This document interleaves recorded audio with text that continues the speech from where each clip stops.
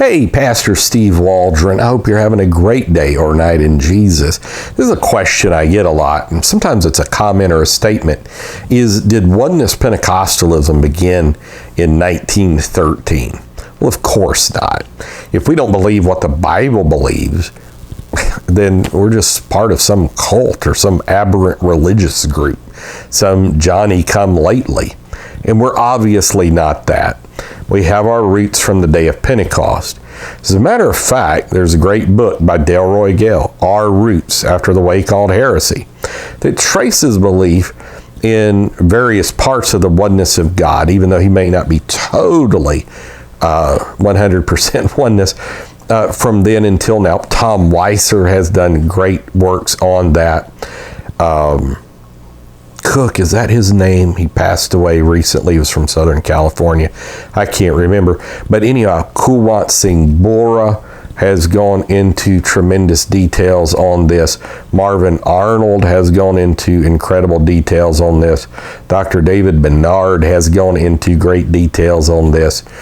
That Martyr's Mirror by Jacob von Brott, 1637. You know, God's truth endures forever. God did not lose his truth in the Middle Ages. History now shows us that. Martin Luther, he knew of people who baptized in Jesus' name. He almost became a Servatian, which believed in the oneness of God. And so, you know, like William Penn believed in the oneness of God. And Isaac Watt believed in the oneness of God. Samuel Taylor Coleridge believed in the oneness of God. Frederick Schleiermacher believed in the oneness of God. The latitudinarians of the late 17th century in England believed in the oneness of God. There were many General Baptists who believed Acts 2:38. And so every person I just mentioned, I'm not saying all of them were Acts 2:38 people, but beliefs of certain parts of the apostolic doctrine were certainly around. You look at Robert Robinson. He finds Priscillianists all over Spain up until at least the 8th century AD. As a matter of fact, Brother Eduardo Dominguez and Gordon Kinder as well been doing amazing work, especially Brother Dominguez, in the Spanish and oneness in Spanish and how it lasted. Robert Robinson wrote about that in Ecclesiastical Researches in the History of Baptism. The Bogomils were Acts 2:38 people in the Byzantine Empire until like the 11th century AD. And so even like Peter Abelard believed in the oneness of God, and the scholastics many times studied and even sometimes agreed with Jesus' name baptisms. Thomas Aquinas, he studied under Albertus Magnus. Aquinas said that sure, the apostles baptized in Jesus' name. So did Ulrich Zwingli, said that as well. Among the Anabaptists, there were people baptizing in Jesus' name, such as Mino Simmons, baptized in Jesus' name. In the Radical Reformation in Poland, George Hunston Williams writes, about the Radical Reformation, people baptizing in Jesus' name.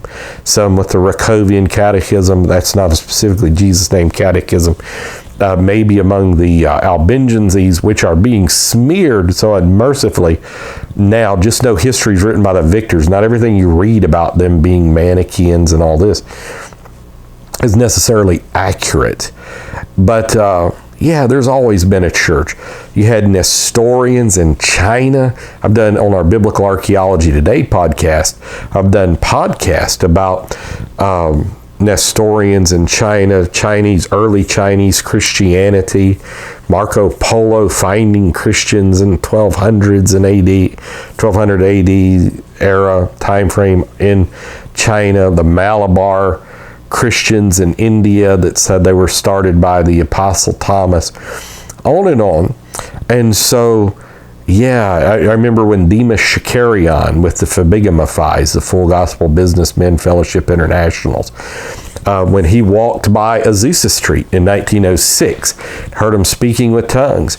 He said, this was happening in Armenia. He said there were hundreds of thousands of people in the steppes of Armenia that he heard speak with tongues. The Thronraki, there in the Thessalonica area, Same thing. So, and that's just the tip of the iceberg. Of course, there's been Acts 2:38 presence in England for many, many centuries. And so even Tyndale writes in the, Education of a Christian Man, or something along that. That's not the exact title, but anyhow, the Penguin, he said, Peter had the glorious gospel, Acts 2:38. And so, no, Oneness Pentecostalism didn't start in 1913. We can certainly do without that designation and just stick with the Bible and use biblical terminologies and phraseologies, and I'm totally comfortable with that, and I think we all should be.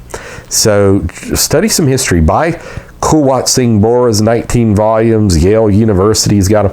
I think you might be shocked. Even look at like Jaroslav Pelikan and Bauer, Mosheim, several. Look at Sabellian history, which Dominguez had translated. Tom Weiser found it on microfilm, written in 1697. Finding Sabellian history all over the place. So God bless you. We love you. Let's all be saved. Let's be a part of the Church of the Living God. We'll see you later. Bye-bye.